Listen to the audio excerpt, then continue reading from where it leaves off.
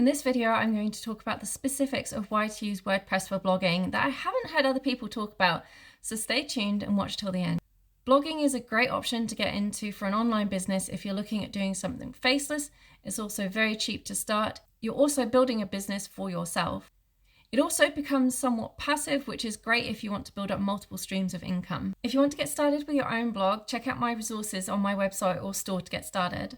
And don't forget, if you find this video useful, please like and subscribe as it will really help out my channel. WordPress is the most popular platform for bloggers. You might have heard that it's got so many plugins, and that is true, but I'm going to go into the specifics of what makes WordPress so outstanding and so flexible. For example, if you're wanting to bulk change the blog categories, you can do that. You can also bulk remove categories by using a plugin called Bulk Remove from Categories.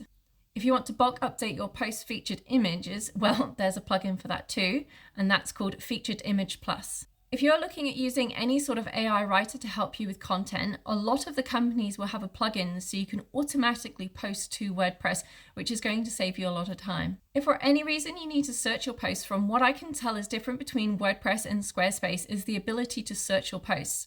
So with WordPress, it actually looks like it searches within the content, but Squarespace, it only searches the titles. So for example, if you've put something inside a few posts, well, on WordPress, you're going to be able to search all those posts that contain that certain content and then edit them. I'm not saying everything about WordPress is amazing, but if you are serious about blogging, there are features in it that I just haven't seen on other platforms for managing your posts. Thanks for watching. If you found this useful, please like and subscribe. And if you want to learn options of how to fix the Amazon affiliate program of removing their images from the site Stripe, then I'll leave a link so you can go check out that video.